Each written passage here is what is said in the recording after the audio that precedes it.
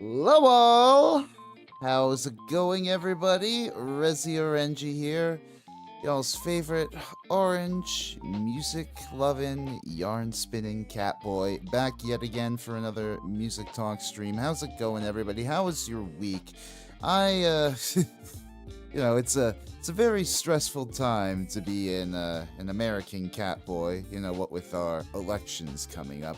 So I just want to tell y'all, if you haven't yet, be sure you get out and vote. I know, there's a million and one patronizing lecturers out there telling you how you should vote and what way you should vote. I'm just saying, exercise your civic duty because even especially on the local level there are like some local measures going down, like especially in New York City. Like our corrupt fucking mayor is trying to pass a bunch of measures right now to like basically put a bunch of power in the hands of the mayorship and take it away from like city council. So if you live in New York City, please go out and vote no on propositions or proposals. I don't know what exactly the legal term is, 2 through 6. Vote no on those and vote yes on their ERA, because there is an estate ERA up for a vote that would, put up forth a bunch of protections for LGBT people and, sort of enshrine, legal abortion in the case that, there's some authoritarian, rise in the state in the years to come. I don't know. Basically, yeah. Go out and vote, and let's get into our conversation today. I am here with Kobu. Kobu is this and when yet another person that I met on Blue Sky, what's cool about Blue Sky, as I've said, there's really a whatchamacallit, there's really such a fresh, I guess, population there that everybody's finding each other and connecting again. I don't know if it was I found Kobu or Kobu found me, but I definitely saw them, their profile, and I was immediately interested, as some skill. This cybermoth VTuber, they've got skills in electronic music production, they've got skills in classical music composition, they've got skills in classical music performance, they play the cello. You see this Fugi next to me, this talking image.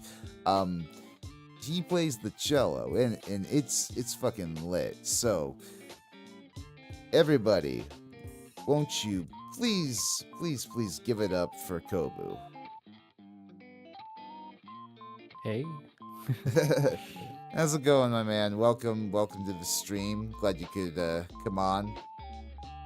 Yeah, thank you for having me. And it's pretty damn late over where you are. I mean, you were telling me before the stream you live in London. Is that it? Is that right? Yeah, I do. Yeah.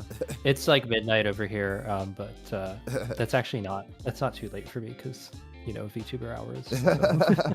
Very true. The mark of a VTuber is how well you're able to accommodate other time zones in your collab schedules. Yeah, for sure. So anyways, I usually like to start off these conversation sessions by, opening the floor to my guests, talk about their passions. So like a lot of people just sort of casually like music in their day-to-day lives, but it takes a sort of certain person to, be super passionate about it in, the ways that they are. So like, what sparked your particular passions for music, like growing up or whatever? Like, I mean, get into like your early days at your own leisure, your own your own comfort. Yeah, well, so I do VTubing sort of on the side. It's never really been like my main thing because in my real life, I'm a professional cellist. I go to grad school right now in London for cello, but I also, I do freelancing and do all sorts of concerts and, all that stuff. That's kind of just what I've done. And and I've been doing that for a really long time. So I actually started playing the cello when I was 4 years old. So really, like, Oh, I actually don't nice. remember. I don't remember a time when I didn't play the cello. Mm. Like it's that far back that I can't actually remember.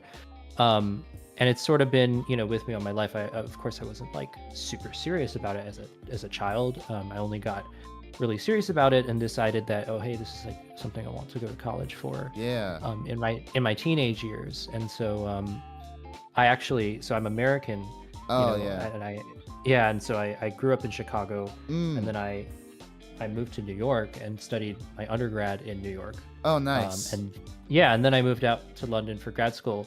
And so um, this is I'm sort of towards the end, I guess, of like my classical cello sort of training slash education, because Mm. we tend to spend like kind of a long time in school and stuff. Right, But right, yeah, I've only recently sort of started kind of merging that with VTubing and sort of right, putting a little bit more music into what I do right. online. So, but it's been there for a really long time.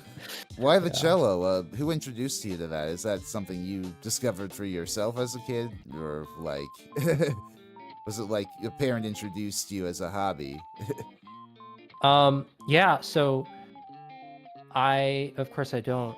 I mean, I was so young, so I don't know the full extent of the story. Like, Right. I know what sort of the agreed upon the lore is, but I don't actually know what the specifics are, because I don't remember it. But according to my parents, what happened is so when I was a kid, used to have like PBS Kids and stuff. Yeah, yeah, true. Yeah, they had Mr. Rogers and all Yeah. that, and so Jukebox I was a Cowboy, big fan of. welcome. Welcome to the stream. Yeah. Sorry, keep going. No, yeah. So you had Mr. Rogers and all that, Nice. and so I used to watch Mr. Rogers a lot as a kid. Like on the weekends, I think was when they programmed it, and they had an episode with Yo-Yo Ma, who's like a super super famous cellist, Oh, nice. and yeah, and I watched that episode, and Yo-Yo Ma, I think he played like some simple Yeah, yeah. pieces, maybe he made some sounds on the cello, whatever. And I was really interested, so I just went and I asked my mom. I was like, "Hey, can I learn cello afterwards?" And thankfully, she said yes. And actually, they started me on the violin at first because they wanted to kind of see, if it was something that I was down with, and I really enjoyed it. But I was like, "Please, please, please, I want to do cello." Oh, And so nice. they got me like a tiny little cello, and then Mm. that was it. I just took lessons from then on. Oh yeah, that's chill. Happy International Godzilla Day. Wow, really? Oh, nice. You I know, didn't know it was today. That's crazy. hell yeah. You know any like Godzilla pieces on your cello, like Akira Ikufube stuff? I've never, but I just watched -1 like Oh. when it came out, and the soundtrack for -1 is so good. Mm-hmm. So Mm-hmm. What maybe what a maybe in the future. gorgeous film. And they recently Yeah. announced that Yamazaki is coming back to direct the sequel too, and I can't wait. Or at Yeah, least it's or gonna at be least really the new cool. Godzilla film. I don't know if they're gonna do like a direct sequel of -1. It'd be cool if they did, but who knows. Mhm. Yeah. No, it's like, because I'm not usually sort of into Godzilla films as much, Mm-hmm. but I think that I really, really enjoyed -1 because it was sort of just like, I don't know, it felt like a Godzilla film that wasn't what you'd expect Oh from a yeah. Godzilla film. No, Like absolutely. Like yeah. the cool thing about Godzilla is how versatile it is as a series, because you can have on the one hand Godzilla as a metaphor for survivors guild, the atomic bomb, environmental pollution, the Fukushima Daiichi disaster, all these different horrible things. But also, you can have him be this childish savior of humanity if you want to, and this corny tokusatsu, fun fest. Yeah. I'm just so glad that we're in a position now that the franchise can have both. Like, the American Godzilla is far more like action packed and schlocky. Yeah. Yeah. Uh, uh, But anyways, yeah, that's cool.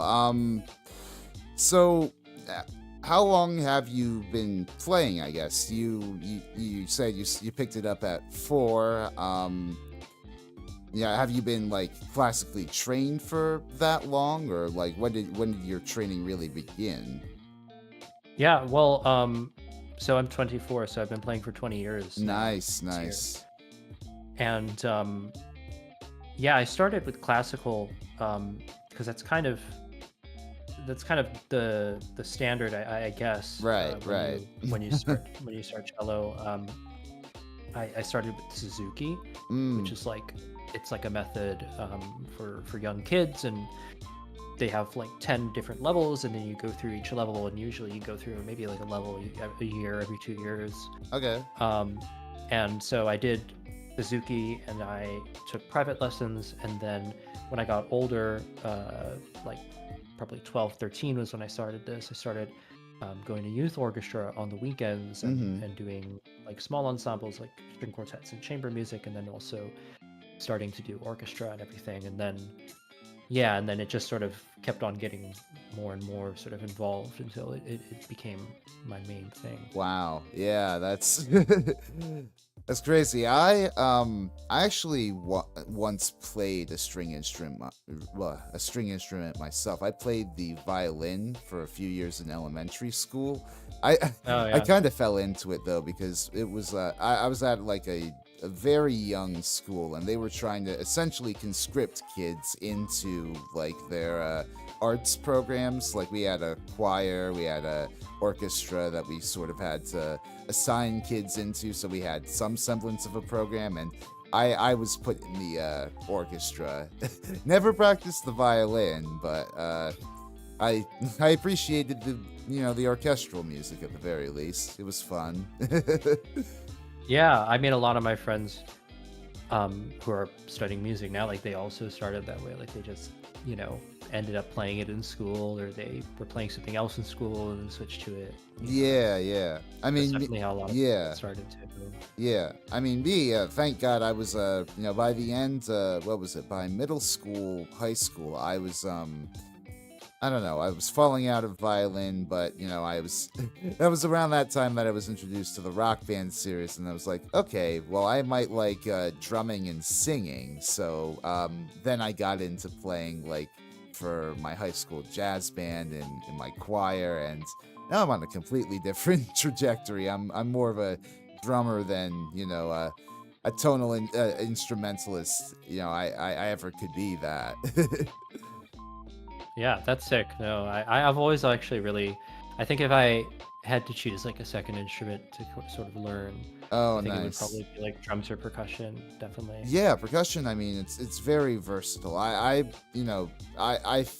figure for myself, if I can't really sit down and commit myself to learning a tonal instrument, at the very least, what I can do is hone in rhythmically, because it's very easy, surprisingly easy to practice rhythms on their own. If you sit down with an exercise book of like paradiddles, have a practice pad, get a pair of sticks, you could very easily, learn how to drum.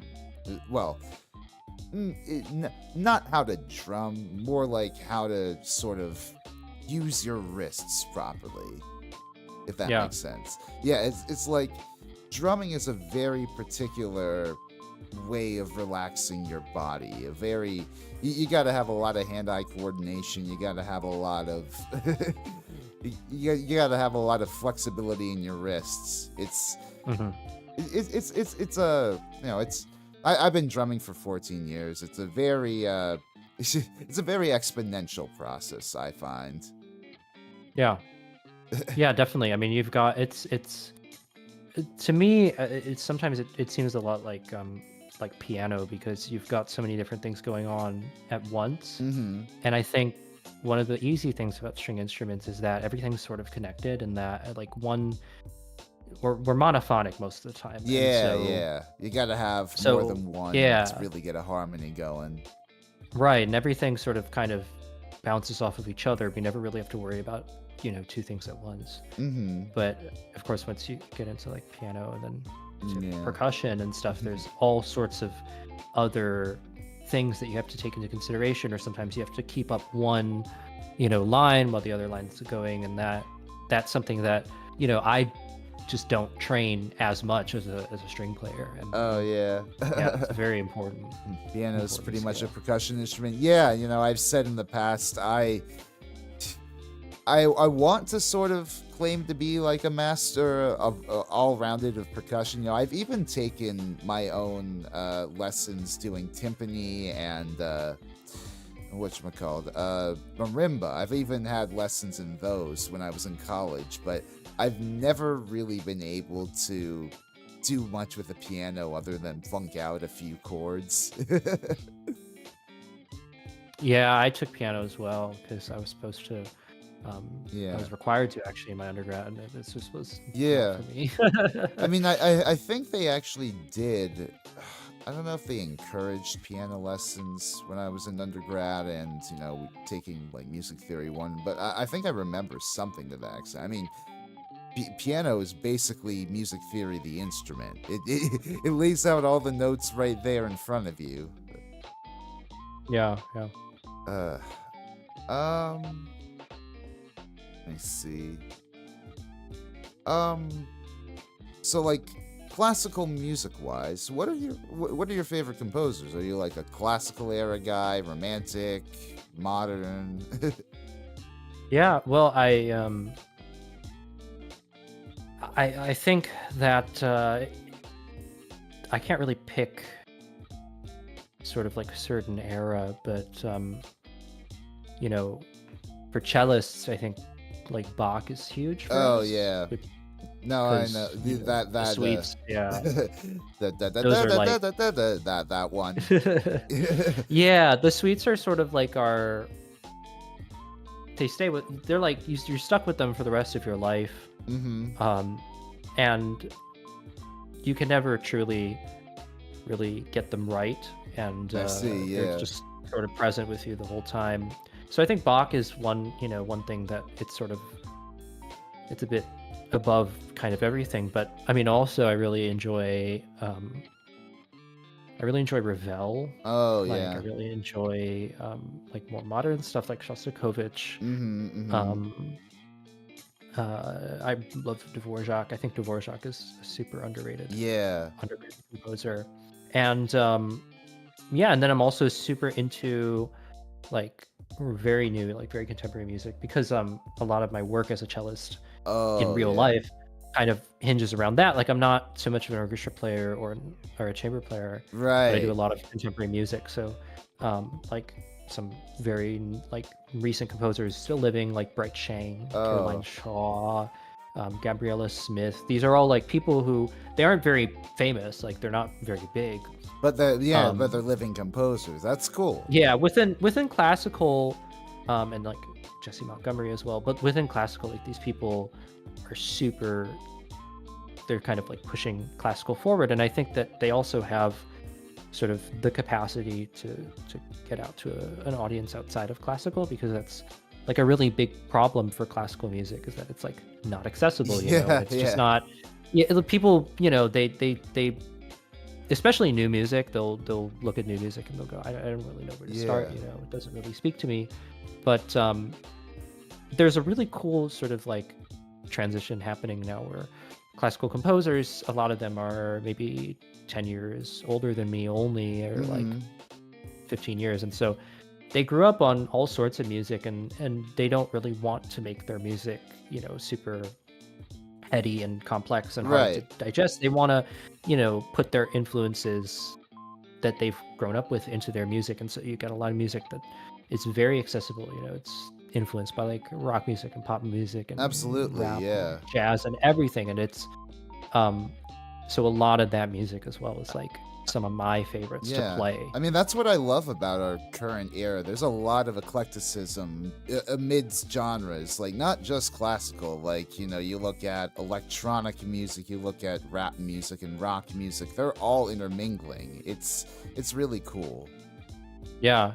I think people are a lot more they're a lot more emboldened to just like um just put basically anything they like in the music. Like this whole idea of sort of like a taste, I Mm. guess. Like, oh, this Yeah, is like, yeah, but people don't really care. Like, yeah. I think when I was like a younger kid, there was still sort of, I don't know, a bit of a, maybe even you could call it a stigma around like certain genres. And like, Yeah. if you were kind of like, if you were a rock fan, like you didn't listen to rap, or if you were Yeah. like a dance music fan, like you didn't listen to rock music, No, or, there you know, absolutely yeah. was an elitism. The whole born in the wrong generation thing, with complaining about fucking pop music on the charts and bashing Justin Bieber and all that stuff. It was really Yeah. nasty. Yeah, definitely, definitely. But uh, we've really kind of changed um with that, and it's really nice because it's just I can enjoy so much more now, you know. mhm. Nyman, J.G. Thirlwall. I don't know any of those composers. Are those contemporaries? I'd have to look at their names. Mm. Yeah, yeah. I'm not that knowledgeable of contemporary like I'm also a big fan of like the late Romantic era, early modern. Like Gustav Mahler is my fucking shit. Oh, Um, Mahler's amazing, yeah. yeah, yeah, but yeah, I don't really claim to know anybody past like the fall of the fucking Berlin Wall. Yeah. That's basically my cutoff point for classical music. I it's a shame, like you said, it's not accessible. It feels like so academized in most of the United States. It- Yeah, it's- and I mean that was sort of in the 1950s and through to probably around like the 90s or so. That was kind of the the actual, like they were trying to do that, like in the composers that were yeah, writing around that time, like they actually didn't want their music to be very accessible. It was more about sort of the science of it, right. and No, the their music became serialists very is academic and everything. Yeah, the serialists and all that. yeah. So yeah, it's a shame that, I mean, that music is cool and everything, but I think they really, that was like sort of the era where all of a sudden it's like, it seems like classical music history just sort of stops in 1950, and like Yeah, yeah. it's really because they went in that direction. Hmm.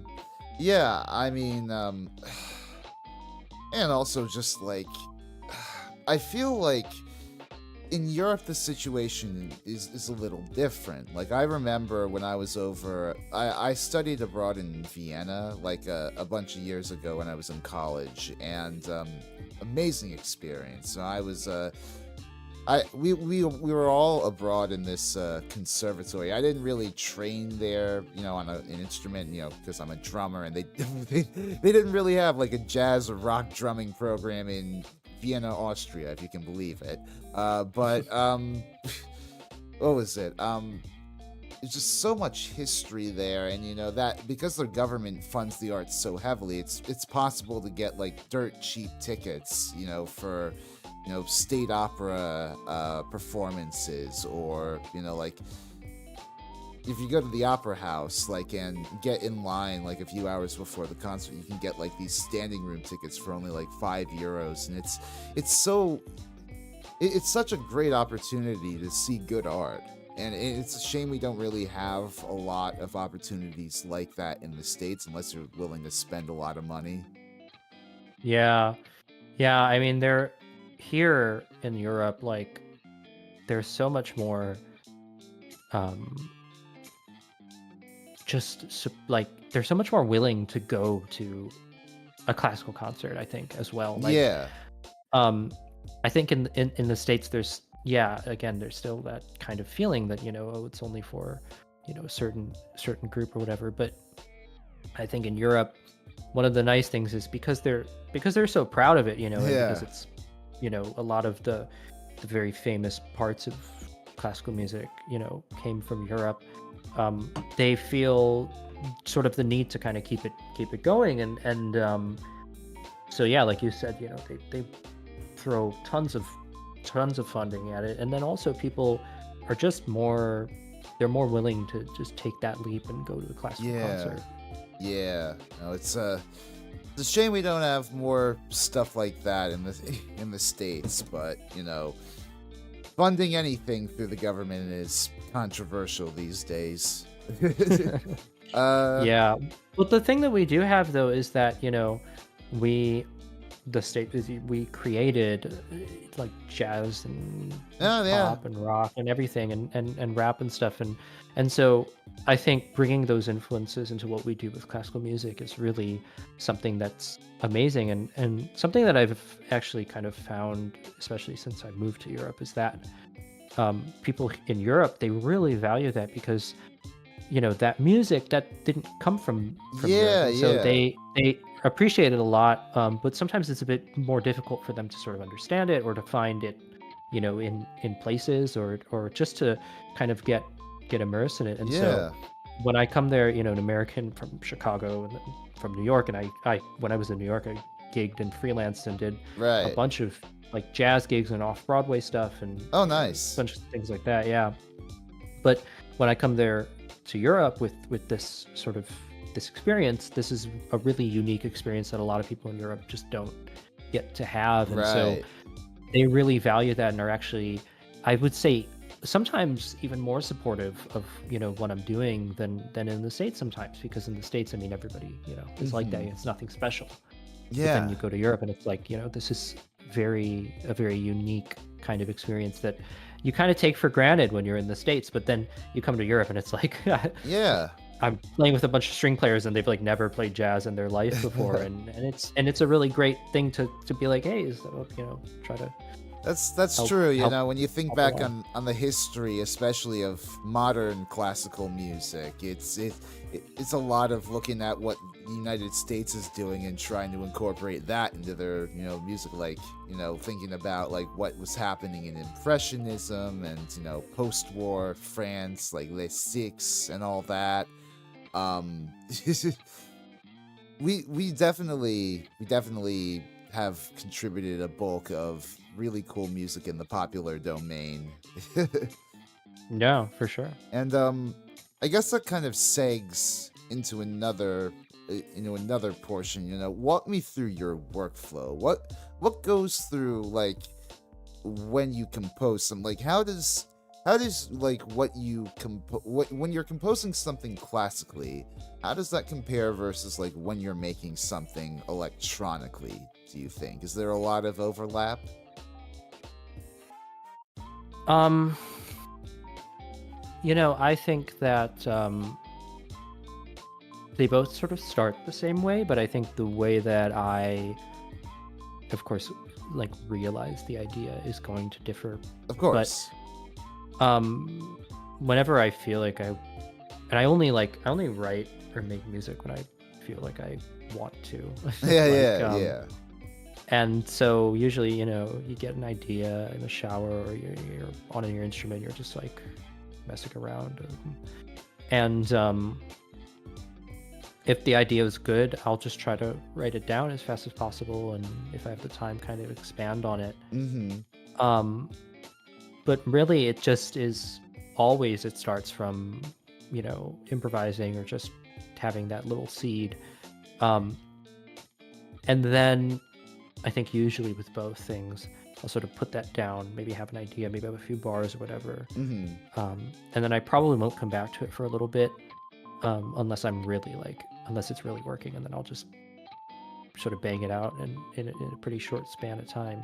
But a lot of times I'll just have this little idea, and then I'll say, oh, I'll come back to it, and then I come back to it, and then I sort of expand on it, and then that's when the whole piece or song or whatever kind of comes together.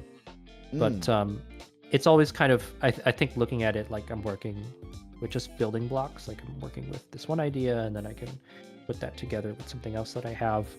Looking at it like that is really helpful for me, because to me it's sort of just really just about putting stuff together. It's like you were working with Legos or something like that. Yeah, So yeah.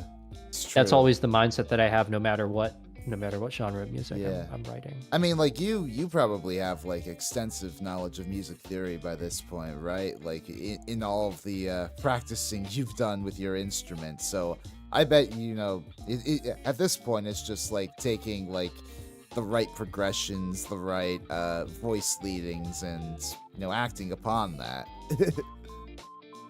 I mean I'm very lucky to have Mhm. gone to a conservatory where like they were Yeah. very hardcore about theory, and so Hmm. I took theory all 4 years. And at first, it's like, it's kind of a chore, Yeah, but yeah, yeah. there are some really crucial things that you get from it that make it so easy to to like put down what you're thinking. Because really, I think the main thing is just like how efficiently and how fast can you translate what is in your head Right. onto the computer or onto the notation software or whatever. Hmm. And yeah, it's sort of, it gives me the tools to do that, and also to sort of solve puzzles, because I think that that's another thing that kind of Hmm. comes up when you're writing music, is a lot of times you have a chord or you have a melody and you're like, okay, where am I supposed to go with this? Hmm. And it's a puzzle because you have to kind of figure out, maybe the bass has to go this way, or you have to Right. move to this Yeah. chord. Does this work? Does this melody kind of work with the bass? And so having the theory knowledge, yeah, is super, super helpful. And um, then you start to kind of speak the language a little bit, and then it becomes really easy to sort of just say, okay, I need this type of melody, and I know how this is going Absolutely. to go. Yeah. Hey there, Matt Curdy. How's it going, man? Welcome to the stream. Good to see ya. Yeah. No, it's interesting. I've tried my hand at songwriting a number of times. And I've only been able to produce, I'd say, like 2 good songs, by myself. I've contributed a lot of great ideas to like songs. So I'm in 2 different bands at the moment playing drums, and it's a lot of fun. But as far as original ideas, they don't often come to me that much. I find, or at least it used to help, composing in GarageBand. Because I don't know, it was very tactile, that feeling of being able to, like, move all the notes in the MIDI on the tablet. Yeah, definitely. I mean, and it took me a while too. So I started producing music and writing music Hmm. a lot later than I started cello. Like when I was about Yeah. maybe 12 or 13, Hmm. that was when the big giant EDM boom was happening. So EDM was huge. Oh, And I was yeah. really into it. And so I really wanted to make EDM. And so I asked my parents, I was like, can you buy me Logic Pro for Christmas?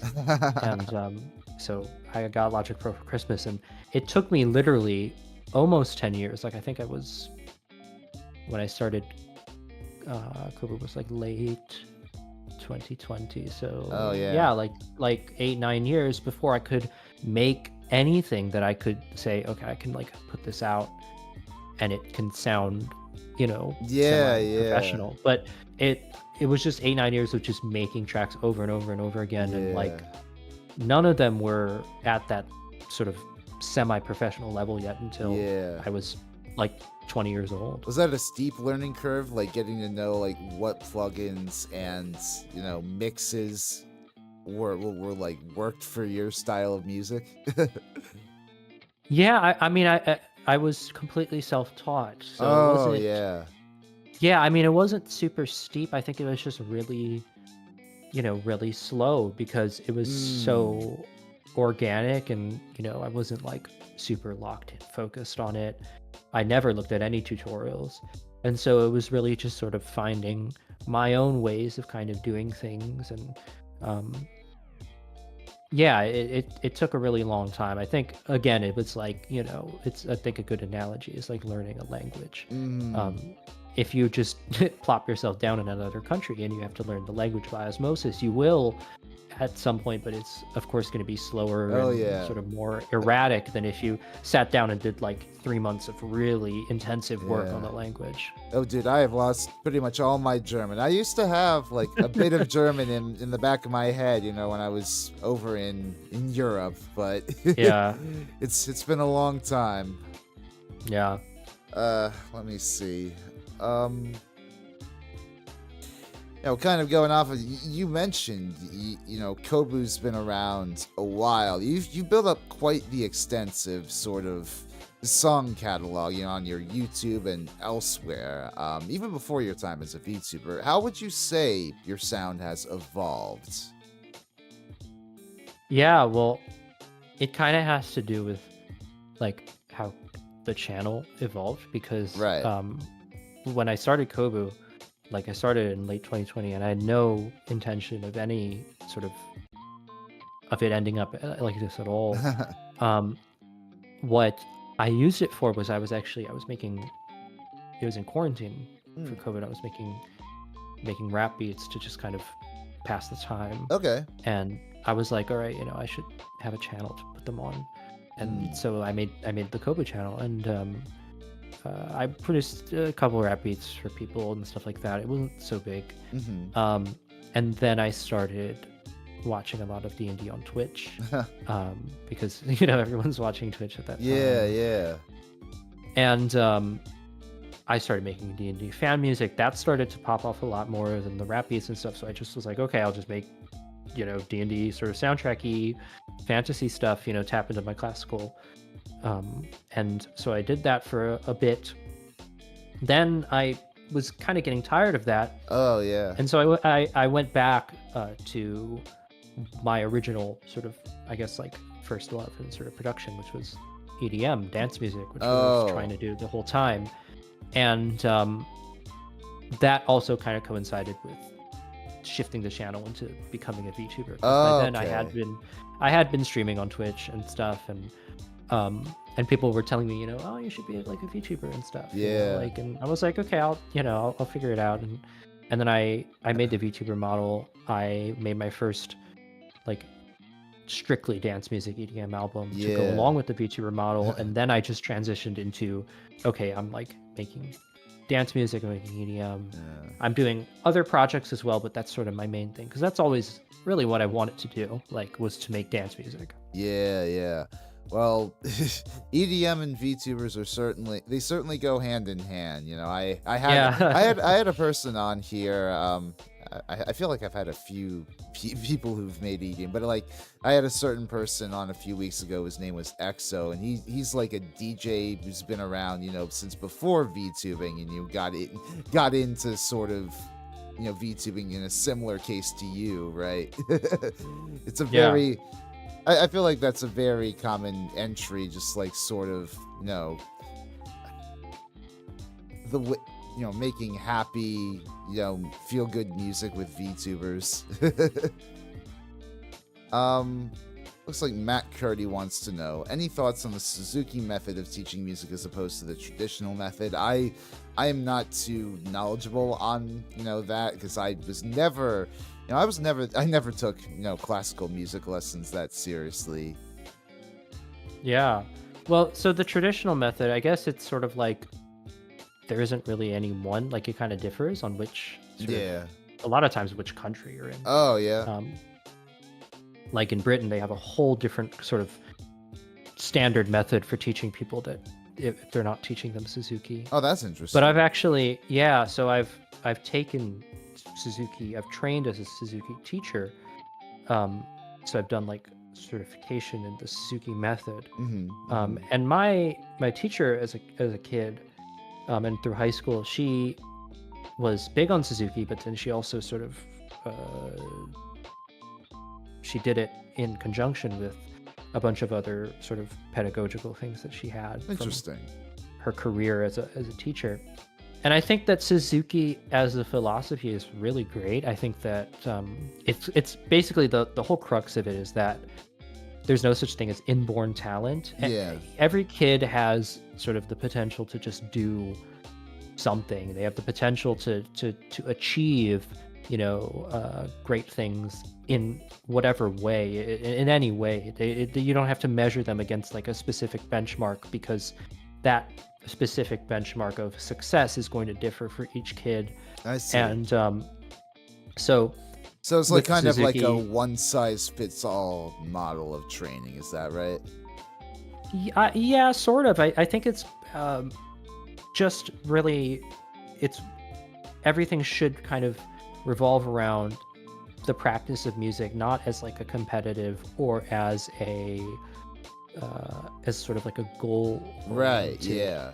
pursuit, but more just this is something that's going to make these kids better people and going to give them fulfillment and happiness in Absolutely. their life. And the Suzuki method, in terms of the practical like execution, you do have the 10 levels, you have the books with specific pieces that the kids learn, Oh, okay. specific techniques, and you say, okay, at this book they're going to learn this technique, and so on and so forth. And sometimes that can become pretty rigid, and so sometimes people can actually, because the Suzuki method itself is actually really vague in Yeah. how they sort of define it.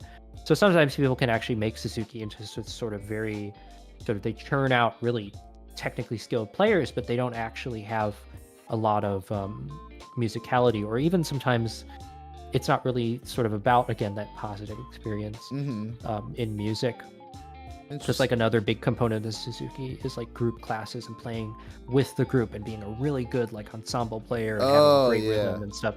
So sometimes I think that's the one drawback with Suzuki. I think depending on who's teaching it, it can, because it's so vague, it can sort of, I feel like people can sort of use it in maybe not the wrong way, but in a way that I wouldn't personally use it as a R- teacher. Right. Okay. So there are some pitfalls and like making people more conformist as opposed to like, I guess, bringing out their full talent.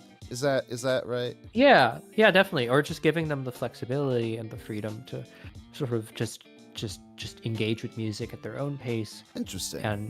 and engage with music, positively, and making sure that they always have a holistic and a good experience with playing music. I see. Um, and I think the drawback with some chimes with traditional methods is simply that they're just sometimes not very efficient Yeah. at Yeah. teaching kids, like, basic foundational skills of the instrument, Mm. or stuff like that. Sometimes I think a lot of these methods, they were thought up in the late 1800s. Sometimes the oldest ones are that old, and a lot Yeah. of them are from Yeah. the 20th century. And we had very different ideas back then about how people should learn things, and a lot of times it's sort of just like grind and grind and grind away. But there Absolutely. are much more efficient ways to sort of teach people, and I think that Suzuki has a lot of that Yeah. in it.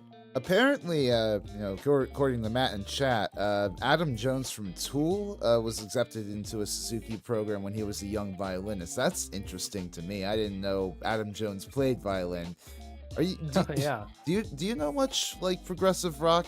Do you listen to progressive rock at all? Well, I've heard of Tool, and I've heard one of their songs. Oh yeah. It No. was like, there's the channel. I don't know if you know the channel on YouTube where they have all these famous drummers come in, Oh yeah. and then they listen to songs they'd never heard before, and they try to do like a drum part for it. Oh, that's neat.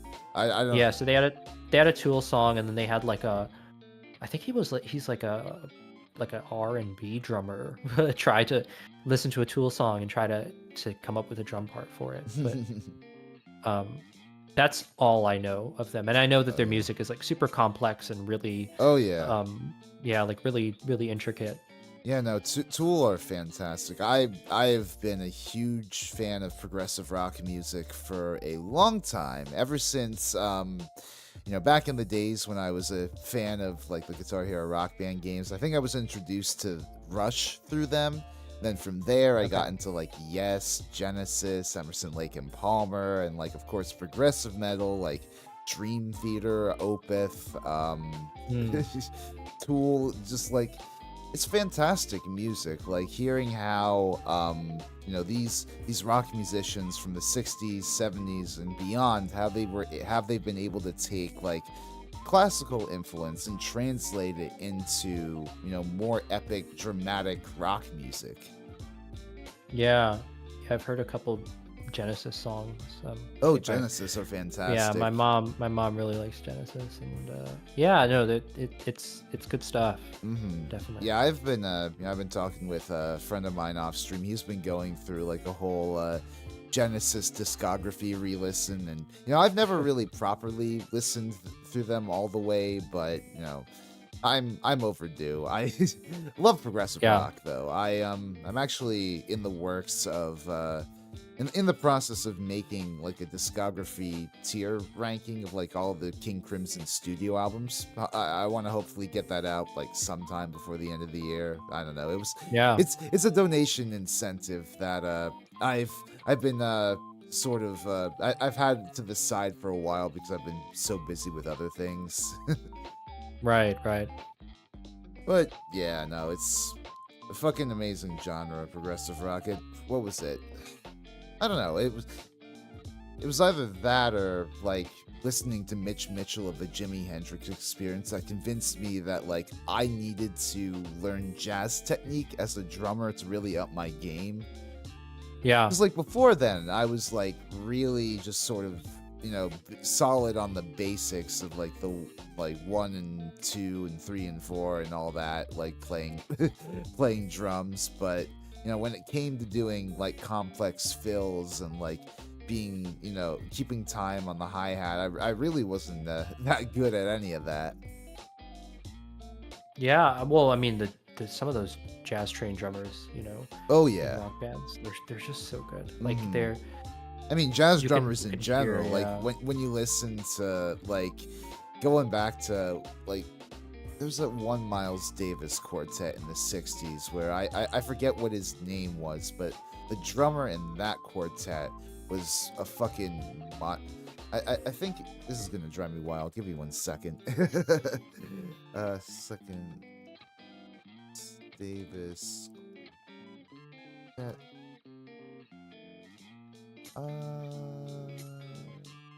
let's see.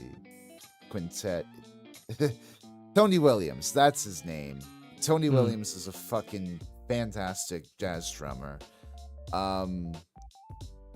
My intro into prog was Yours Is No Disgrace, but oh my god, yeah, Yours Is No Disgrace is a fantastic prog rock song. That entire Yes album, like I know that like Rick Wakeman tends to be like hailed as the great keyboardist in Yes, and like his entry into the band was like the start of the classic period. But I think the Yes album just had a little bit more energy with Tony Kaye's keyboards, in my opinion. Like his organ work on that album is just fantastic.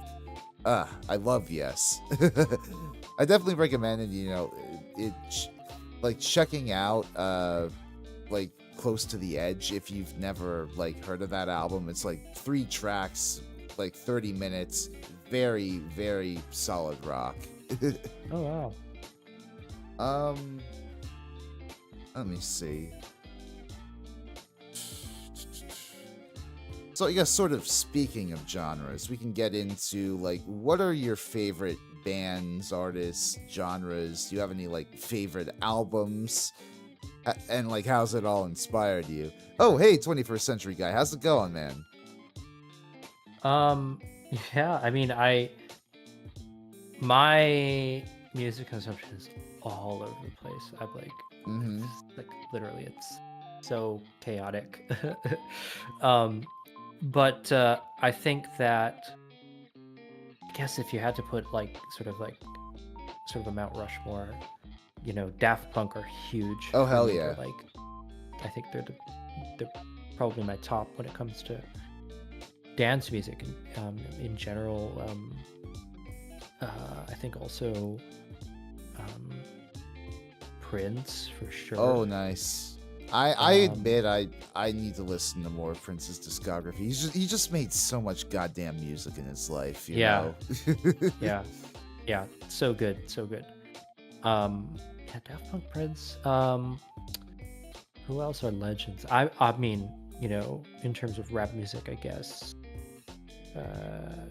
Well, my personal favorite rapper is the Notorious B.I.G., but I also think nowadays, I mean, of course, Kendrick, Oh, nice. sort of like on the up there. Um, yeah, and I mean, and like for bands, I mean, the Rolling Stones have just been like I listened to them when I was a young kid, and like still Hell listen to yeah. them now. Like, yeah, they're just total legends. I mean, and these are all huge artists and stuff like that. Mhm. But I really do think that they're pretty. Those are the pretty like the undeniables. There are probably more as well. I mean, Dead Mouse was like a artist that one of the key artist that kind of motivated me to try making electronic music. Oh yeah. Um, Probably one of the first dance artists I actually ever even listened to was deadmau5. So Hmm. yeah, that as well. Yeah.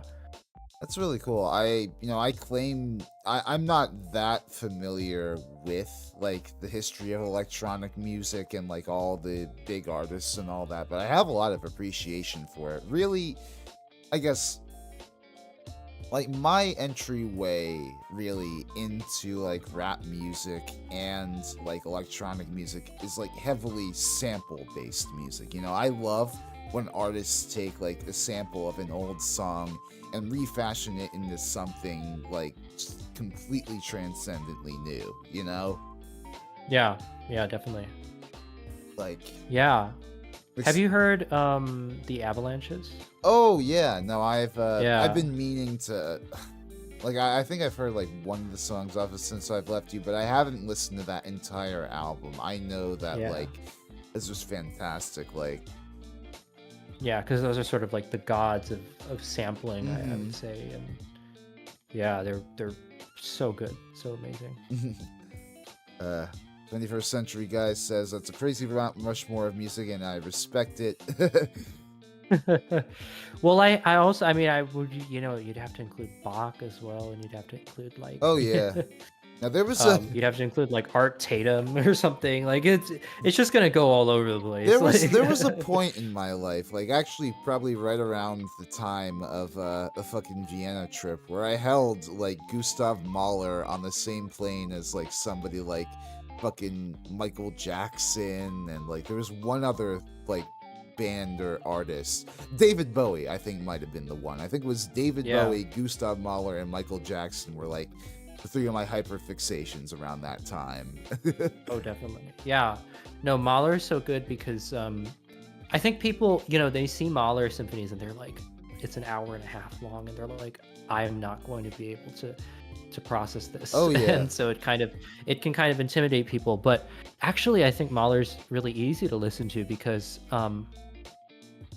if you if you hear Mahler, you actually just hear a lot of like film music. Yeah, Like it's like some of the most dramatic, like filmic, yeah. like classical music in the repertoire, and like Yeah, and like John Williams, Hans Zimmer, all of these like it's really even more, big film composers, they were all inspired by Mahler. Like they all listened to Mahler's music and what he did with the orchestration, with the orchestra and stuff. and it's even And more rich if you they like. put that in there. Yeah. Yeah, it's like even more rich if you go back and like you research like what Gustav Mahler was feeling when he was writing each symphony. Like he actually like wrote all this meaning into like the movements and like the instrumentation deliberately. It's really Yeah. fantastic stuff. I remember that was like one of the courses I took while I was in Vienna, was like this entire class on like, well, essentially it was like Mahler's Third Symphony, but we also learned like a few other things like on the side of like various movements and whatnot. It's Mhm. really cool like how autobiographical his music was.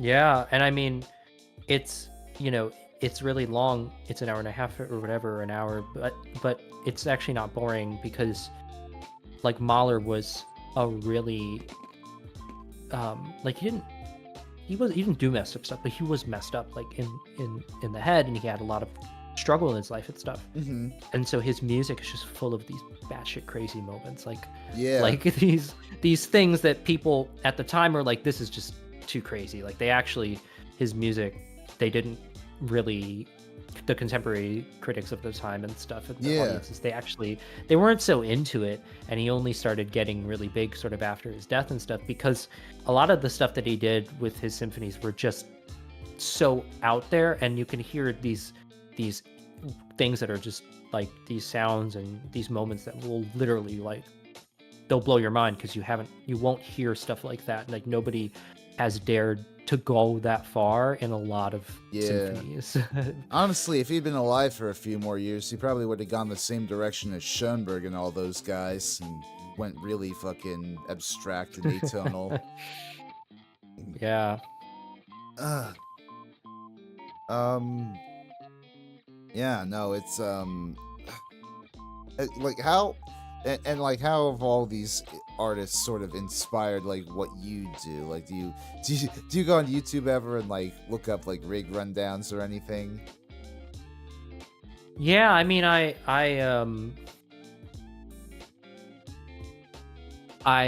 think in all my music, if you listen Yeah, yeah. to any genre of music that I make, whether it's just like a D&D thing, or it's a fantasy soundtrack, Mm-hmm. or if it's like some some beat I made, or if it's like Right. EDM, I think you'll hear sort of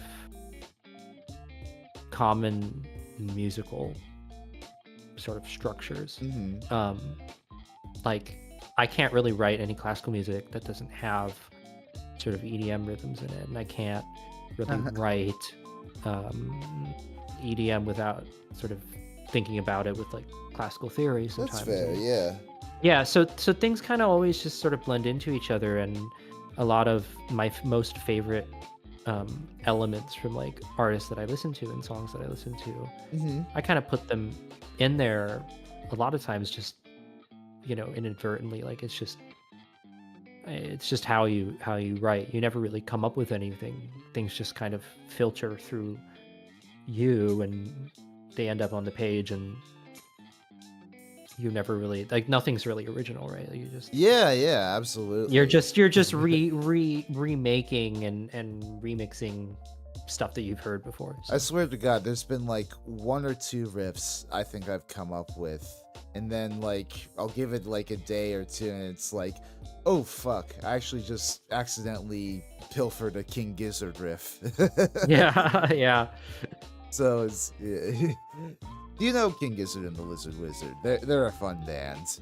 I've heard that name, yeah, for sure, but I've never listened to any Oh songs yeah, by anybody. they're crazy. They're one of my favorite bands personally. They're like Uh, psychedelic rock, but they also do a shit ton of other things like folk rock, heavy metal, like mm, synth pop, whole wide range of genres. They even do like these fucking like microtonal songs with like Eastern tuned instruments, like out of like the Western harmonic scale. It's really dope.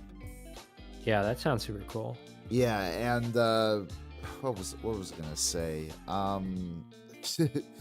They're going to be performing with an orchestra next year. They have an album in the works that's going to be coming out where they it's like symphonic rock apparently.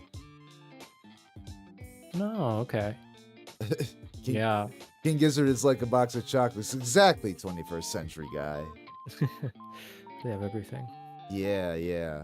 Um I can't wait. I remember I got my tickets like right when they went on sale this past Friday, and what was it? Um they played like in New York just this past August, and now that's what the video that I'm gonna be premiering after the stream is. I went and I filmed a bunch of footage there. I interviewed a few Giz heads, and I had a great ass time, and I wanted to report on that. Um, Oh, nice. but next year they're gonna be doing the same thing. They're gonna be two more nights at the stadium, and one of those nights they're gonna be playing with an orchestra. The other night they're gonna be doing like a regular rock show. I got floor tickets for the rock show and bowl tickets for the orchestra, and I can't be any more happy about that. Nice. um but speaking of concerts, though, have you gone to very many concerts? Classical, rock, otherwise. You got any fun memories? Yeah, definitely. I mean, I've of course gone to a lot of classical concerts. I've actually probably I've performed in more than I've gone to be Right, honest. right. No, same. Um, yeah, yeah. And then I've gone to a few other shows that were non-classical. I really haven't gone to many like rock shows at all. Mhm. Usually it's been like electronic stuff. I think Oh yeah. the only two bands that I've seen live, it's so random. I went to see when I was like 11. I went to see Maroon 5 with my mom. Like, and this was back when Maroon 5 was still doing like sort of. I Back when think they they were only good. had. Yeah, when they only had Won't Be Soon Before Long out and stuff like that. Yeah. Um, and I think One Republic opened for them, like, so it was way back because it must have been because One Republic went so big. Right. So I went to see that, and then I also went to see Gautier like a couple years after. Oh, nice. Yeah, and those are the only two like real band shows that I've ever been to. Besides then, it was just always electronic. And in London, I mean, there's so much in terms of Yeah. electronic music in London, and going to concerts here is definitely a lot less of a hassle Yeah. than the States. So I've been going to a ton here. Mm-hmm. Dude, I look at like electronic music performances, and the scene just looks fucking wild. Everybody getting fucking hype in the crowd, and like everybody's just dancing, and like there's lights and all these fancy effects everywhere. There's probably like hundreds of people in the crowd on some sort of drug. It seems like a wild time. Yeah, I mean it's it's nice to because also like the thing I really like about London is that Mhm. I think like clubbing here and Yeah. dance music shows, they're so much more accessible than the States because they're just cheaper, and then Yeah. also you know that it's safer, and you also know that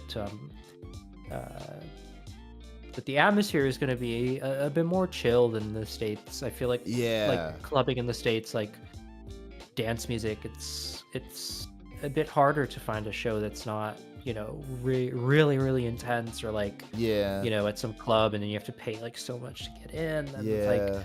like I never went in New York because it's so expensive in New York. Like it's like we would always, whenever we do karaoke, we have to go to New Jersey because Yeah. it's like otherwise you go to Koreatown and you spend like so much money. Mhm.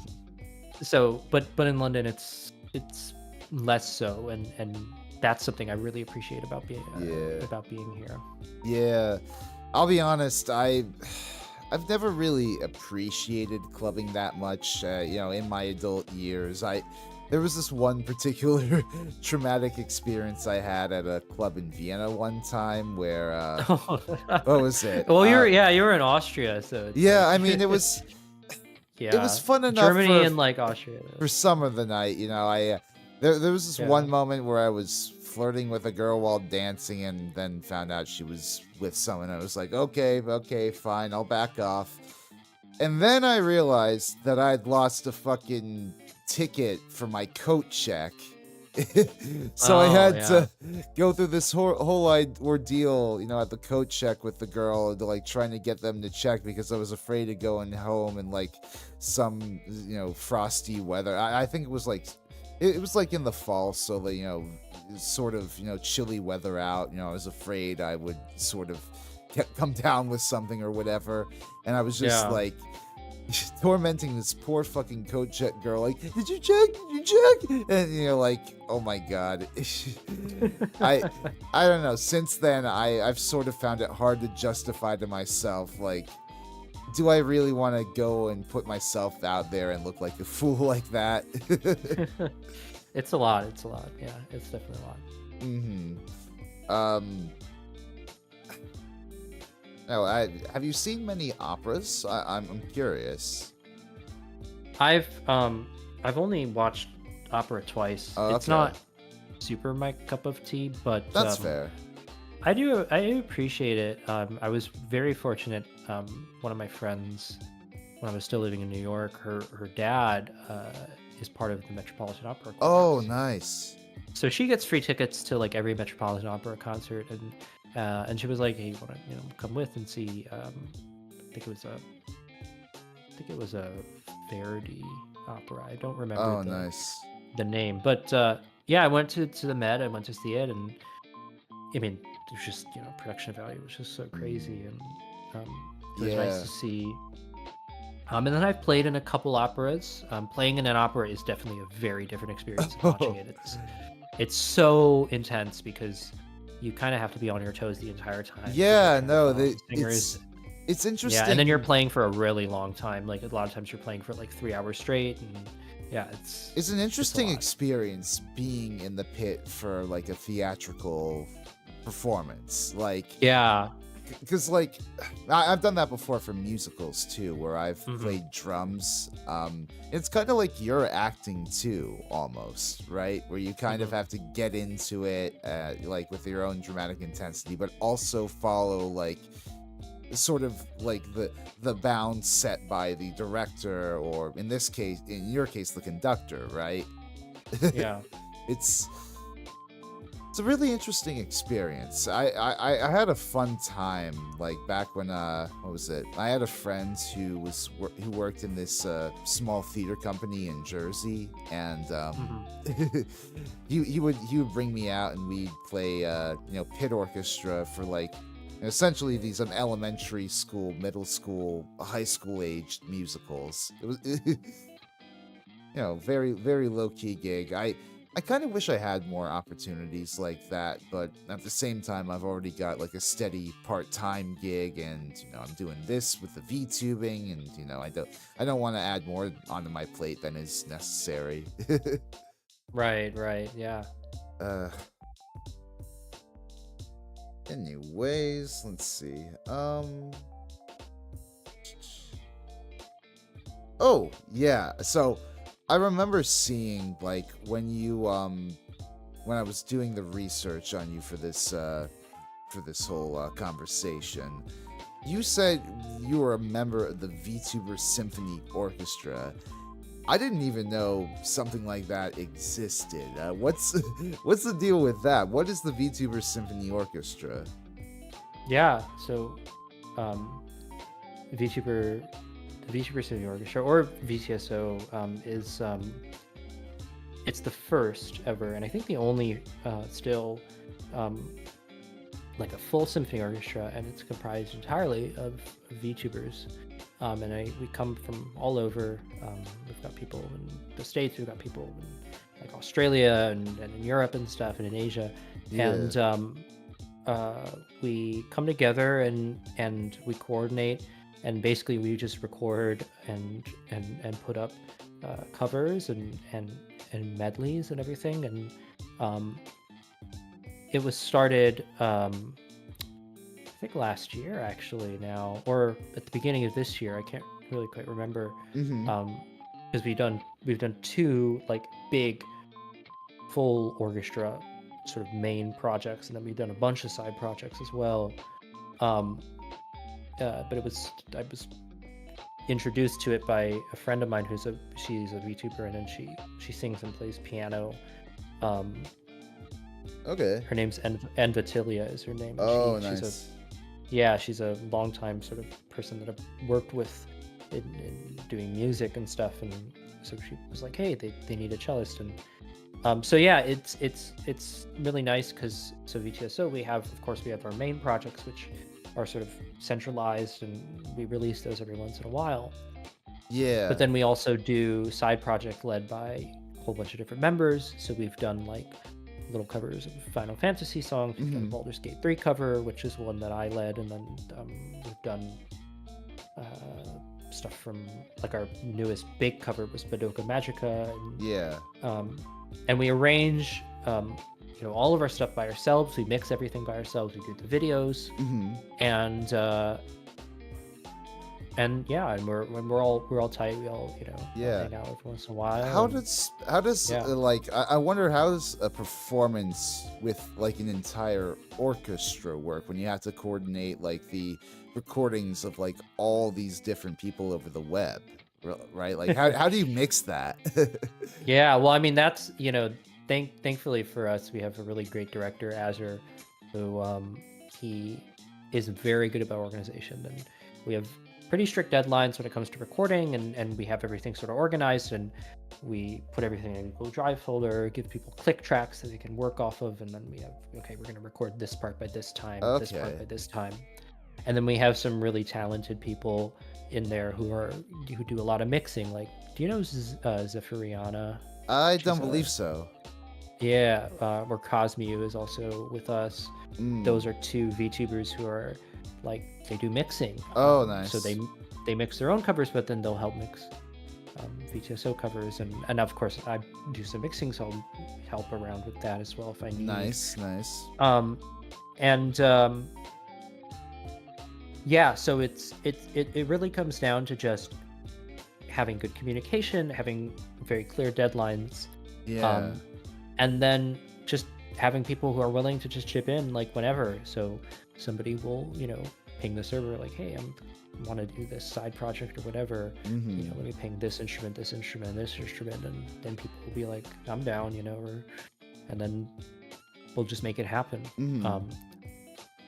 I think what really helps us is that everybody there is really passionate about doing music. A lot of them are sort of in the same situation as me. Maybe they're professional musicians or they've just been playing music for a really long time. Yeah. And so they really do, like everybody really does want to push out as much music as we can. And Mm-hmm. yeah, it's been a great experience working with them. Really cool. Yeah, I wonder, like, have you guys like performed any original compositions by members? Like, is there a process for that? Yeah, well, I mean, we haven't yet. I know that, of course, I compose, and then there's some others in Right. that compose. So maybe it'll happen in the future. We have a lot of different ideas for like future projects and stuff. Oh yeah. So I definitely think that in the future that will happen for sure. Dude, we have like VTubers out there that are probably like classically trained opera singers, like fucking Iron Mouse. Like we should we also compose like fucking VTuber operas and put those on. Like yeah, we have a lot of those. Yeah, there's a lot of VTubers in VTSO who are singers and they have trained vocally. Mm-hmm. It's really, I mean, it's really cool. Our vocal department is like crazy. Yeah. I imagine it's like very easy to do at least like string quartets with that sort of remote come together and submit your parts and mix together. Like, have you done many collabs like that? Yeah, we've done some small like chamber scale collabs. I Oh, don't think yeah. anything as small scale as that yet. Mm-hmm. But yeah, we've done some like little sort of little ensemble stuff. That's really nice. It's been a while since I've involved myself in anything classical, really. Like, last time I was doing stuff like that was in college, and that was mainly when I was a singer. I don't know. I've committed myself more to being a drummer than I have a singer since graduating college, and right. I do still sing. I do backing vocals and stuff like that, but I don't know. I think the legacy of me taking those lessons was just that I became more of a more on pitch as a singer than the standard layman. Right. Yeah.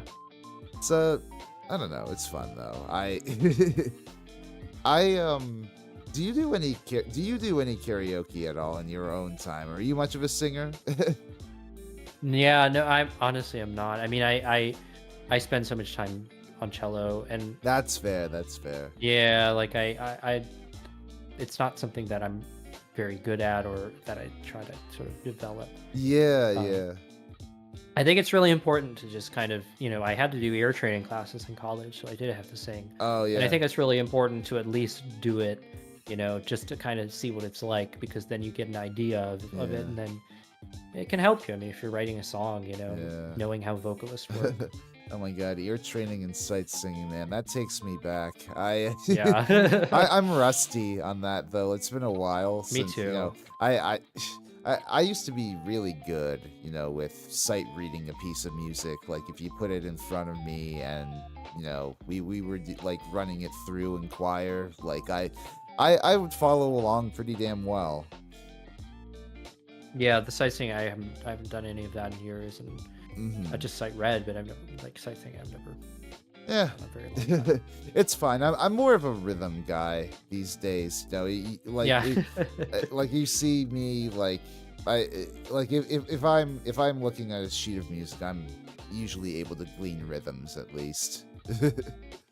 Though it's really strange, like sheet music for drums has always really been odd to me. Like Because on the one hand, you have like everything mapped out to the letter with like strokes and like the specific drums charted on like the staves and like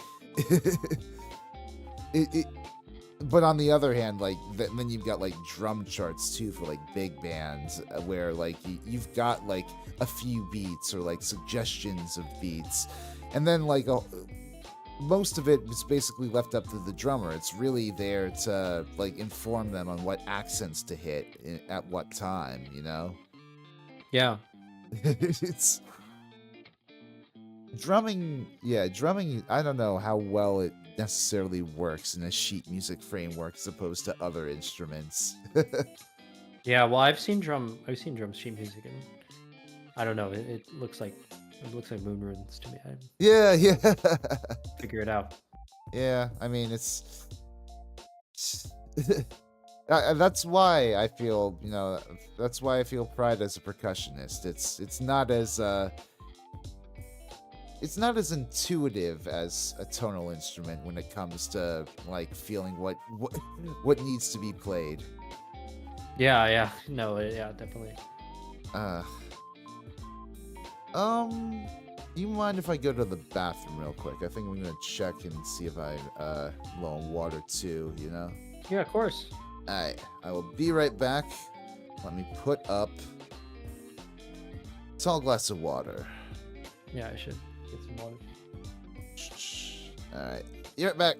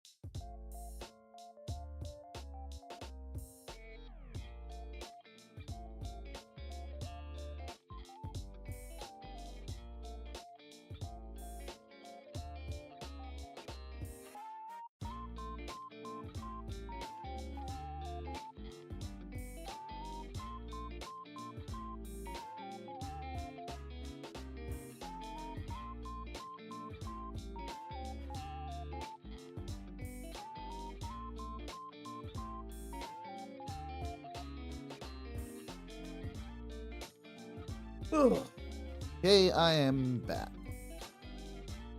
Hello. Alrighty, let me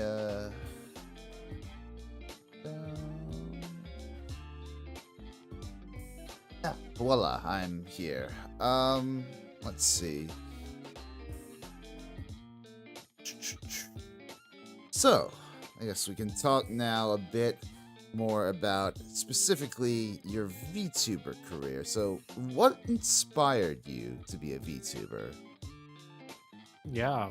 So it was definitely a bit of an accident. Mm-hmm. uh, when I was doing like all the D&D music and stuff, sort of in that time period, Right. my Discord profile picture, I just had it like whatever. I just had like a little cute, like little picture of like a moth. Like I think it was like one of those like little silk moths or whatever. Like a very fluffy. And that just sort of became, that just stayed my profile picture. And then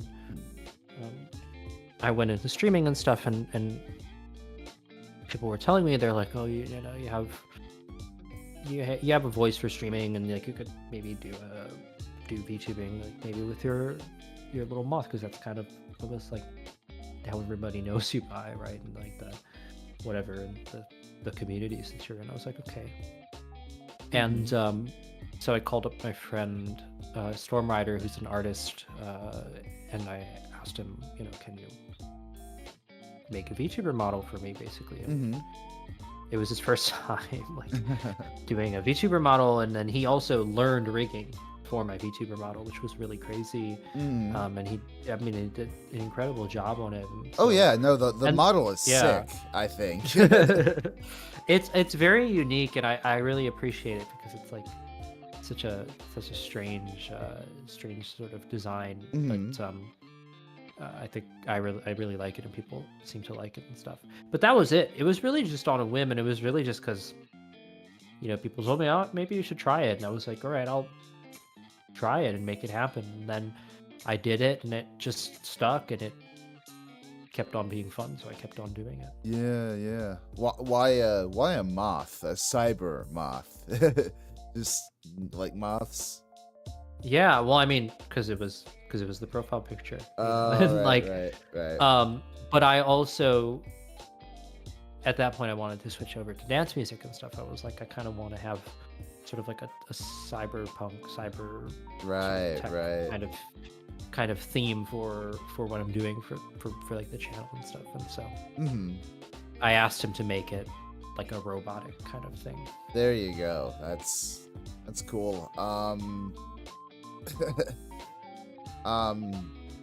So like, what do you hope to do as a musician in the community? I noticed you've posted like a bunch of royalty-free BGMs on your channel. Like, are you hoping to become like some sort of established like producer?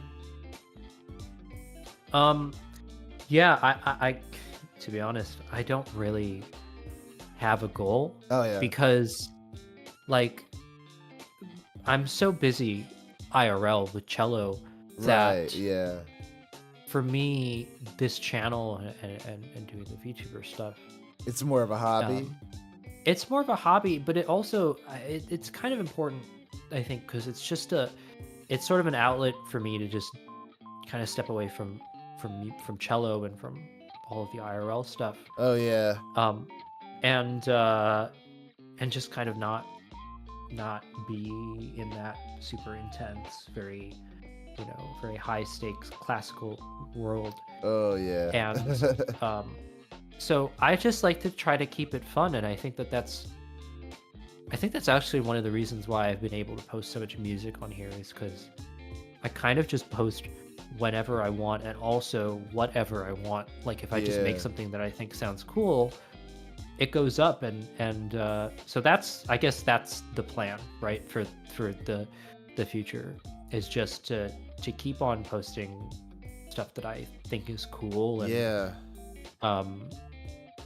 and just keep it going. Right on. I support that 100%. You know, I'm very much of the I'm kind of in the same boat in that this channel is more of a hobby for me. You know, like I said, I have my own part-time job that keeps a roof over my head, and you know, I try to get in and, you know, do what I can on this channel. Like I've got this weekly talk stream. You know, I do music deep dives that sometimes take me months to fucking make, but I try to produce content and do it on my own schedule because I'm not about to drop down and play the whole algorithmic game and post on a million different social media platforms. That Yeah. it getting somewhere these days requires you to do, right?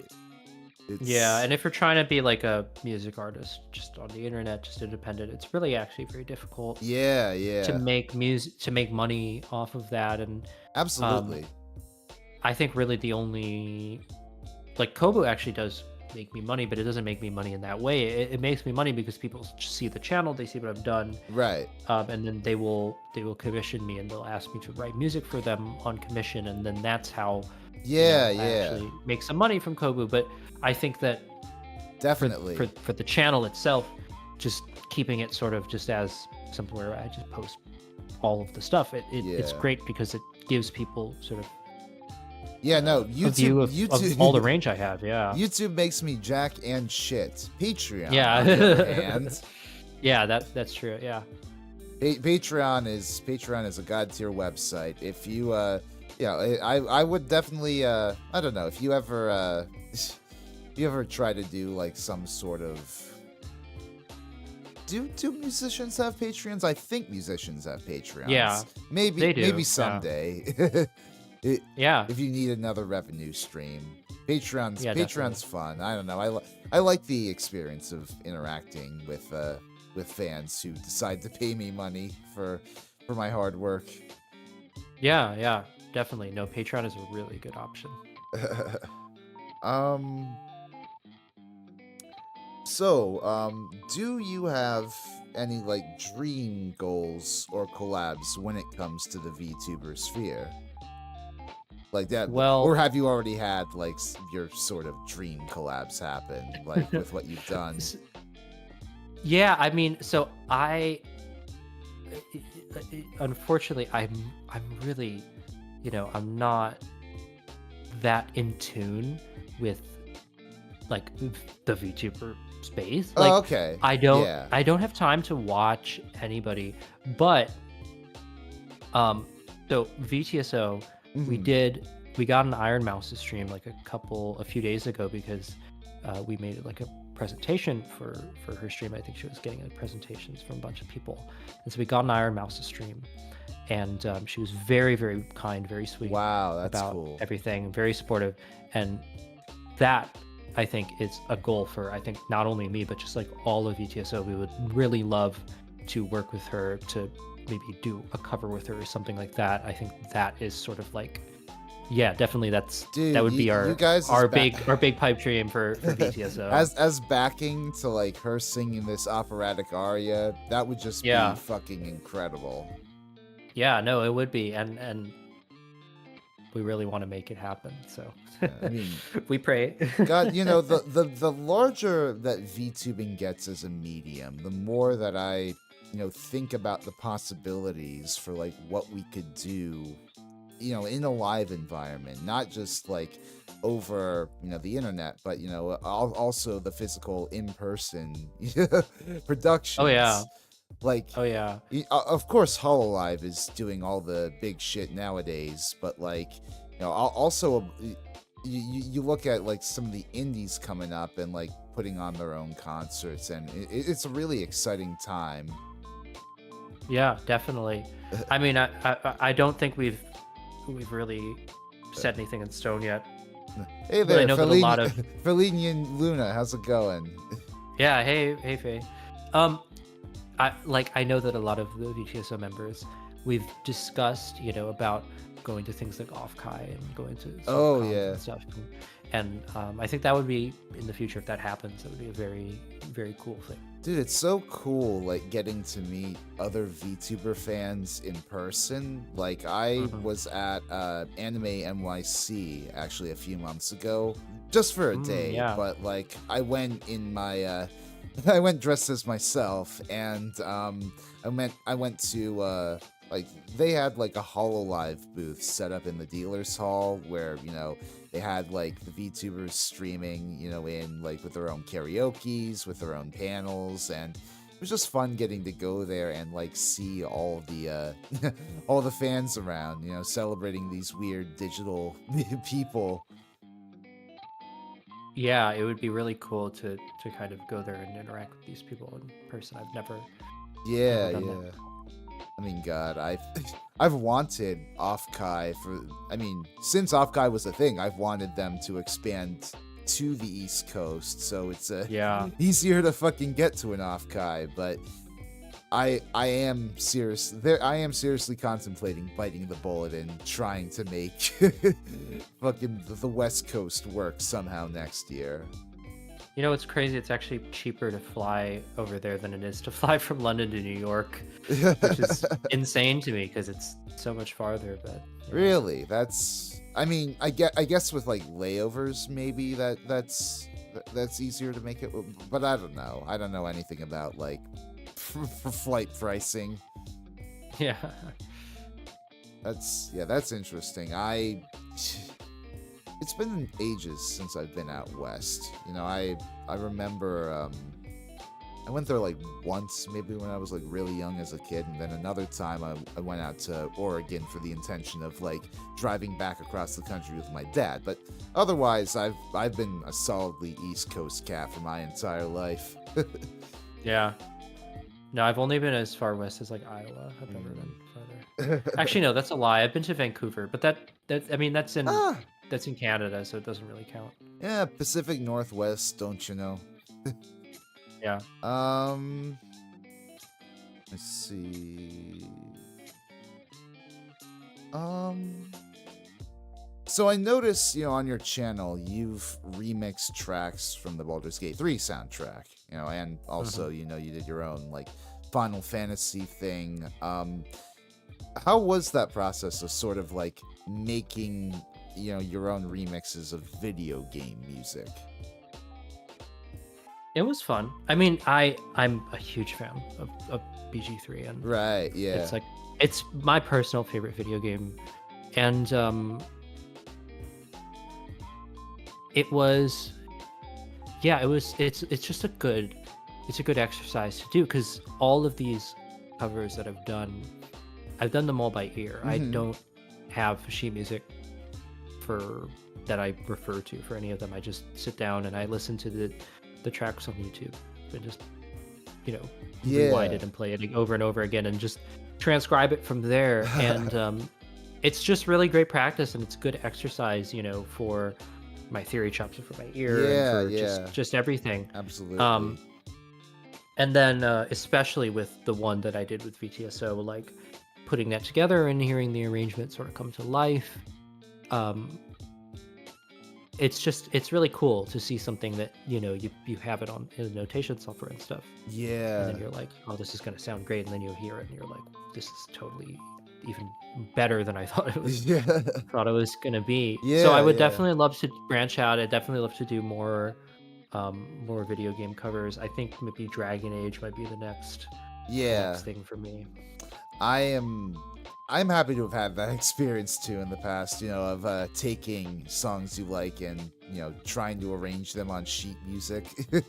I remember I had it was a senior recital that I had, and I was arranging, I was transcribing these songs by David Bowie and Yes, and I think they came out all right in the end, but Jesus, it was like pulling teeth trying to get them there in the end with my limited knowledge of music theory. Yeah, no, it's I also I'm a bit unhinged when it comes to like my covers and my remixes. I'll just like throw together whatever, if I feel like it's good. Like I did I did the trap remix of Down by the River. Somehow it just sort of popped off. I don't know why. But it was literally like just like throw together a trap beat in like 10 minutes because it was fun. Hey, I mean, people like their their trapified pop culture, I guess. Yeah, no, I just even just doing like just crazy stuff like that. I love flipping the songs and whatever. Yeah, no, it's cool. What was is that your favorite video game OST? Like, do you have other video game OSTs that you're really into? Like, what are your favorite video games, I guess? Yeah, well, so in terms of OSTs, I mean, Nier is also huge for Oh, me. yeah, yeah. I got into it actually because when I was making more like soundtrack stuff, people were telling me, "Oh, your stuff sounds like Nier," and stuff. And I Yeah, was like, "I yeah. don't know what Nier is," and so I listened to Nier Automata soundtrack, and then I started playing Nier Automata, then went back to the other stuff, and yeah, Nier is like Oh, yeah, no, I've one of I've the heard some biggest. snippets from, like, the Nier Automata So good. soundtrack, just, watching VTubers play it. It sounds phenomenal. Yeah, I mean, I went into Nier Automata and I just like put on the jukebox in the video game. I put Oh, on yeah. Sea Ruins, and I just literally sat there and listened to it for like 30 Mm. minutes. Like it was so good. And that I love. Actually, the Minecraft soundtrack is really good. Oh, yeah. And Love the Minecraft soundtrack. yeah, and let's see, Baldur's Gate, Nier, Minecraft. What am I missing? Oh, well, I'm super into Fallout. I Oh, think yeah. Fallout New Vegas. Fallout New Vegas definitely one of my favorite games of all time. I love what those games do with, the radio music and, incorporating all this, all this old stuff with a very tongue-in-cheek twist to it. Yeah, and Final Fantasy. Final Fantasy is Oh, also another yeah. one that I Nobuo really like. Uematsu, he's a fucking god. Yeah, really amazing. Just be memeing in the VTSO server and Kobo comes with this something on the fly. It's great. Oh, I fucking envy people who are able to, come up with ideas like that on the fly. I wish I could spring into action with, my musical inspiration. Well, I think like doing it fast is something that you can actually train it. Oh, And I yeah. think like what I would do is I would especially when I was making rap beats, because a lot of things with producing rap beats, you have to Yeah. produce a lot of them and you have to produce them fast. So I would just put on a timer for like 5 minutes Yeah. and then just literally time myself and see if I could come up with a beat in 5 minutes. And like if you practice like that, like where you just like go and you just sort of trust your musical intuition or whatever, Interesting. Like it, music, you can you end up training to do that. Yeah. like minute math, kind of. Yeah, sort of. Yeah. I mean, and also like it in in gigs and stuff. Sometimes you really have to think on your feet, right? Like, Yeah, yeah. fast. So it's kind of almost like that. It's just in a different way because you're writing instead Yeah. of playing. I mean, me personally, like I've always, I guess compositionally, I've always thrived in the performance of things. I remember Right. doing jazz improv in college, and that was a really fun experience. Getting to, because it was the first time that I really realized that drumming didn't necessarily have to be just about like keeping time and holding things down, but like you could also do your own sort of artsy things too and like change the feels and change the dynamics on a dime.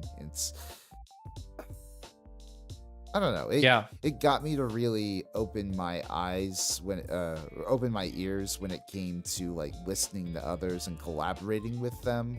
But Hmm.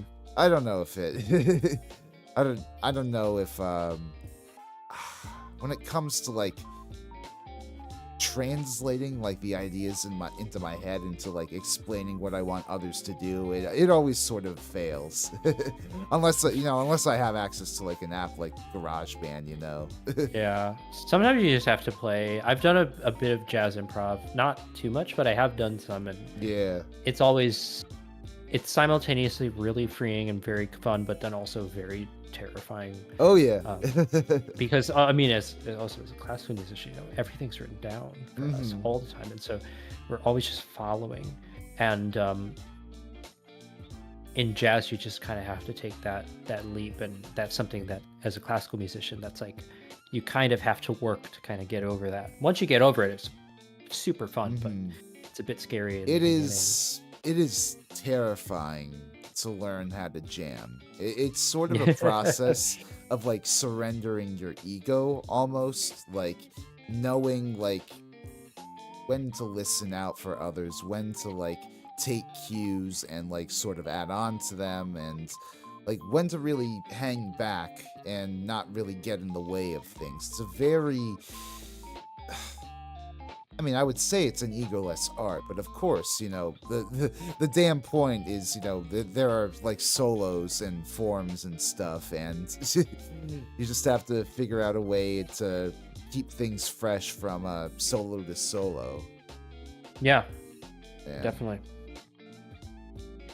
God, I love jazz. I haven't really had an outlet for that since graduating college. I mean, of course I play in my 2 bands, but it's more of a rock thing. Hmm.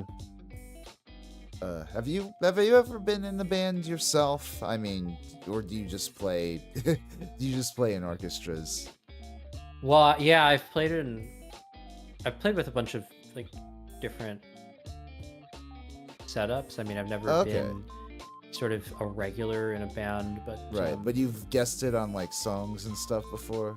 yeah, definitely. I've done recordings. I've done jazz gigs where you're with like a quartet or big band or whatever, and you're part of the string section or That's something cool. like that.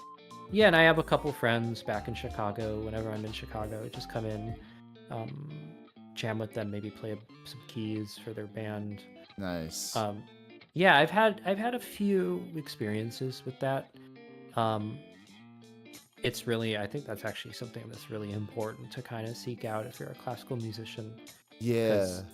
because it gives you a chance to be a part of sort of a more, to me, sometimes a more genuine and just more Yeah. sort of less judgmental and more just chill environment, Yeah. where you can just kind of make music and have fun making music and not really worry about what you're doing. Now So yeah. there should be more like classical instruments coming into like popular spaces, like I love how, like, for instance, like Lizzo, she was able to, put more flute into her work Right. because she was a flautist for so long. And like, Yeah. what else? Like, Yeah.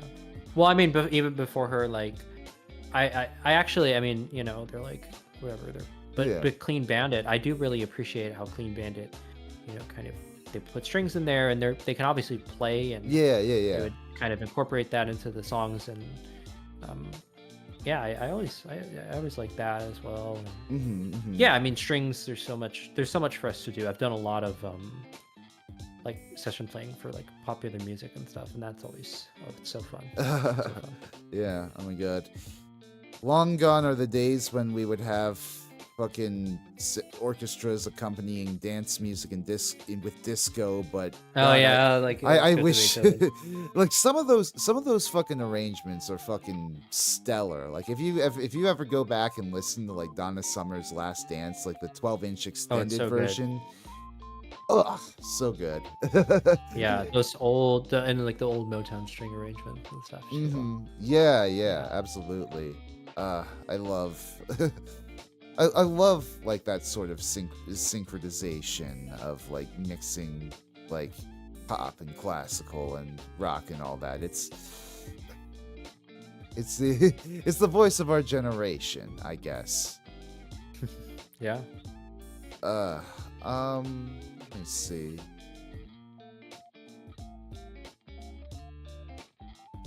Looks like just this is just about exhausted my list of questions here. I don't know. Is there anything that you wanted to talk about? Well, yeah, I mean, I don't know really. I think, for me, it's very interesting to talk to someone who is, you know, like interest seems to be so so much more sort of geared towards rock music than mine, and like it's always been something that has been very interesting to me, and I've like I listen to a lot of like single songs by rock artists and stuff, um but I've never really engaged with it, I think, as much as I have with electronic music, not because I don't like it, but just because I think electronic music is so deep that it just kind of takes up a lot of my time, Oh, and same sure, with like yeah. rap music. So yeah, I think honestly though, it is just really, it's really cool to talk to somebody who has been still, kind of active in that world, because I feel like I barely hear about that, Yeah. where in the worlds that I work in. So Oh, hey, if you it's want just to, if you want a it's really gateway cool. into getting into a rock band, fucking King Gizzard, they do like their own synthy sort of stuff. If you listen to their Yeah. album, like Butterfly 3000 or The Silver Chord, those albums have Mhm. a lot of heavy synth and EDM influence. And Timelands Yeah. too, Made in Timeland. That's that's a fun one. But Well, and I mean rock, like rap music as well. oh yeah, Like nowadays, rap music is so influenced by rock music, because all of these rappers who are like my age and stuff, they grew up oh listening my to god, like the pop punk bands of like the early 2000s. yeah. I grew up, I grew up in the west side of Chicago. So I Oh grew up nice, yeah. in a place where like rap music and house music were like the number one genres of Right, right, right. Chicago. But all of my friends, even though they were from like inner city Chicago and me, they were listening to like bands like Green Day and like All American Rejects Nice. and um uh like and some later on, like Panic and My Chemical Romance Yeah, and yeah. um even like they would go far back sometimes, just like Descendants and stuff. Oh, hell yeah. And yeah, and so it's funny how that music sort of still got to our demographic, and now you hear it in like rap music all the time. Like they love to put guitars, on the songs and stuff, and Dude, yeah, they love to have those pop punk progressions and stuff. And yeah, I think that's really cool. I just yeah. I need to sit down and, like find more like cool like rap artists doing stuff with synchronization and stuff. Like there's JPEG Mafia is an artist that I've really appreciated recently. Like his recent album is Yeah. fucking incredible. But Yeah. otherwise, I'm not that familiar with his discography. I don't know. I really need to go back and like see what like these artists are doing with guitars and such. Because Like I know that people rag on it and stuff, but I honestly think if rap rock and like new metal like rap came back nowadays, like people would be totally oh down with no, like fucking new metal laid the groundwork for everything that we have now. it. Like I don't know. I seriously think that now that we have like all these styles together, like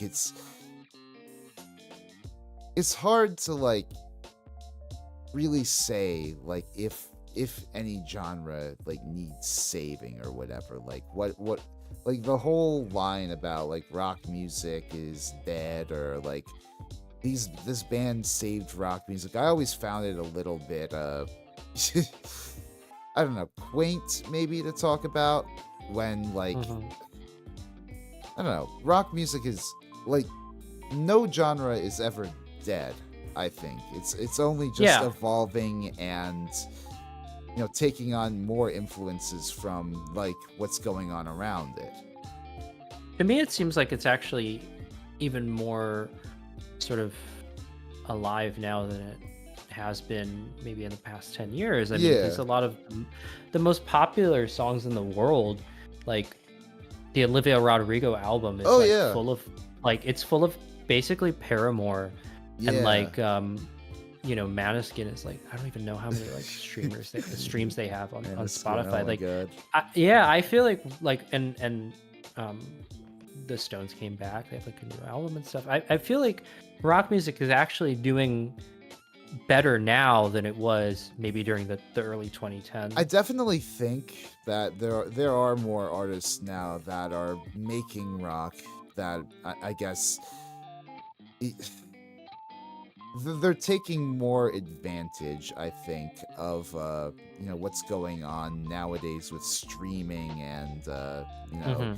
the internet and all that stuff. Like King Gizzard, more than like just like all the shit that they've done. Like they've been really ahead of their peers and like really, like, they bootleg a lot of their concerts. Like, they take their soundboard audio and like regularly record it and like put it on like YouTube or on Bandcamp and Spotify for free, Yeah. basically to, well, allow their fans to like take this audio and make their own records and stuff of it. It's like it's this own like dope little community, the culture around like vinyl bootlegs, cassette bootlegs, even merch bootlegs. Like I went to a gathering like just before night 2 of when I went to see them recently in August, and like Yeah.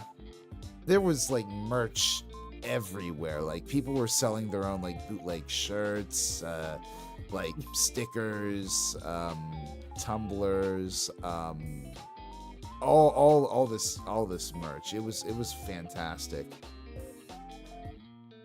Yeah. I see someone in chat, they mentioned Oh yeah, Juice World and Lil Uzi Vert as some pop punk influence. Yeah, actually, I have to amend that Mount Rushmore of artists. I think Juice World was definitely up there for me on that Mount Rushmore for sure. Yeah. R.I.P. But yeah, no, like you can, you can hear, you can definitely hear that in those two, and some others as well.